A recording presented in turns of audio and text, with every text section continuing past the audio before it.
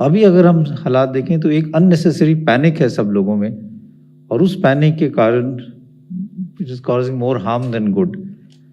Health infrastructure की बात करें तो जिसका भी कोविड पॉजिटिव आता है, चाहे उसकी सैचुरेशन नॉर्मल हो, उसको कोई सिम्टम नहीं हो, उसमें ये पैनिक सिचुएशन हो जाती है कि कहीं मेरे को बाद में ऑक्सीजन की जरूरत ना पड़े, कहीं एडमिशन की जरूरत ना पड़े, तो मैं अभी जाके एडमिट हो जाता हूँ।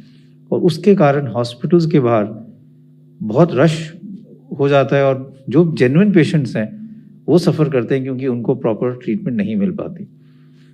दूसरा ये है कि उस पैनिक के कारण लोग घर पे दवाइयाँ स्टोर करने लग जाते हैं, होर्डिंग शुरू हो जाती है, और unnecessary shortage of essential drugs जो है वो मार्केट में क्रिएट हो रही है।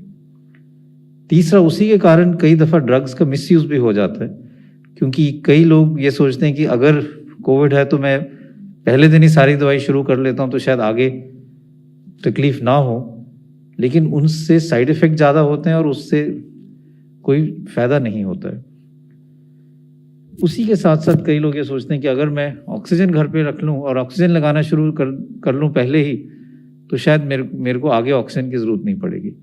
ये सब गलत धारणाएं हैं और यही मैं क्लैरिफाई करना चाहूँगा। ऑक्सीजन एक बहुत इंपॉर्टेंट ट्रीटमेंट स्ट्रैटेजी है कोविड-19 के लिए, लेकिन उसका मिसयूज जो है वो भी एक बहुत इंपॉर्टेंट फैक्टर है। अगर हम ऑक्सीजन सैचुरेशन की बात करें, जो हम सब लोग रेगुलरली अब देख रहे हैं, पल्स ऑक्सीमीटर लगा के जो एक छोटा सा डिवाइस हम अपने उंगली पे लगाते हैं, तो उससे हम ये देखते हैं कि अगर हमारी सैचुरेशन 94, 95, 96 है या उससे ज़्यादा है, तो उसका ये मतलब है कि अब हमारे बॉडी में, शरीर में ऑक्सीजन की जो ब्लड में ऑक्सीजन है वो सफिशेंट है, और इससे हमें घबराना नहीं चाहिए। हमारे सब टिश्यूज़ को, चाहे हम ब्रेन की बात करें, किडनी की बात करें, लिवर की बात करें या और किसी ऑर्गन की बात करें, enough oxygen is reaching these organs. इसलिए ये ज़रूरी नहीं है कि अगर आपकी ऑक्सीजन सैचुरेशन 94, 95 है तो आप ऑक्सीजन लगा के उसको 98, 99 करें, वो एक ऑक्सीजन का मिसयूज़ है। तो ये समझना बहुत ज़रूरी है कि हम ऑक्सीजन का मिसयूज़ ना करें, क्योंकि वही ऑक्सीजन उस व्यक्ति के काम आ सकती है जिसकी ऑक्सीजन सैचुरेशन 90 से कम हो या 80s में हो। रेमडेसिविर एक ऐसा ड्रग है जो आजकल बहुत डिमांड में है, लेकिन अगर हम इसको क्रिटिकली देखें तो रेमडेसिविर की जो बेनिफिट्स हैं वो वेल एस्टैब्लिश नहीं है। सबसे पहले जो रेमडेसिविर की स्टडी आई थी वो चाइना से ही आई थी, क्योंकि कोविड पैंडेमिक चाइना में ही शुरू हुआ था। वो एक नेगेटिव स्टडी थी जिसमें रेमडेसिविर का कोई फ़ायदा नहीं आया था। उसके बाद कुछ स्टडीज़ यूएस से आई जिन्होंने ये दिखाया कि इससे हॉस्पिटल स्टे थोड़ा दिनों से कम हो जाता है, लेकिन मोर्टेलिटी बेनिफिट नहीं है, जान नहीं बचती है। और WHO की जो सबसे बड़ी स्टडी हुई है, जो सॉलिडारिटी ट्रायल है, उन्होंने भी इस ड्रग में कोई फ़ायदा नहीं पाया। इसलिए ये सोचना कि अगर रेमडेसिविर ही एक मैजिक बुलेट है और उसी से हम सब लोग ठीक हो जाएंगे, तो ये गलत धारणा है।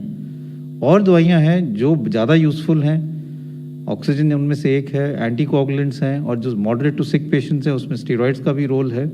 85% of people will have mild illness. 85% लोगों को बुखार, जुकाम, नज़ला, थोड़ा खांसी हो गई, और वो आस्ता आस्ता सिर्फ बुखार की दवाई लेने से, जुकाम नज़ले की दवाई लेने से और कुछ हद तक अपने घरेलू नुस्खे जो है भाप लेने से ही ठीक हो जाएंगे।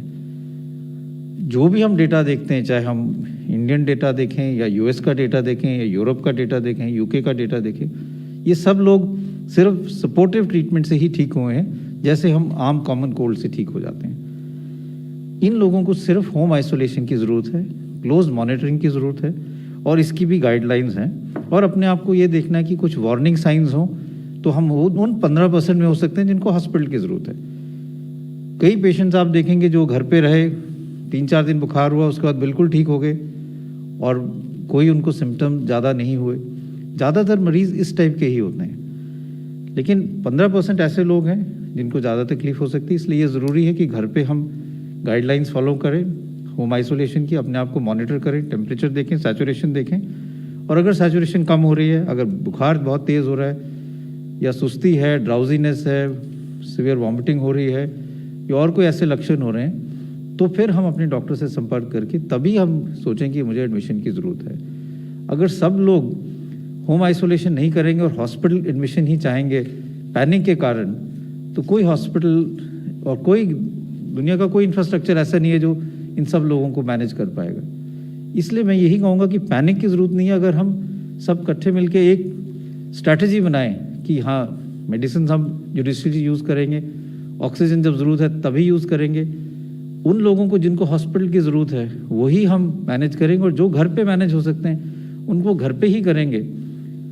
तो I think the health infrastructure can manage the current crisis, but at the same time सब लोगों को ये भी कोशिश करनी चाहिए कि हम जल्दी से जल्दी अपने केसेस कम करें, इसलिए क्राउड्स ना हो, कोविड अप्रोप्रिएट बिहेवियर निभाएं, कंटेनमेंट करें, क्योंकि तभी हम दोनों चीज़ें कर पाएंगे कि अपने केसेस भी कम करें और हेल्थ इंफ्रास्ट्रक्चर जो है वो ऑप्टिमम ही सब पेशेंट्स को ट्रीट कर पाएगा।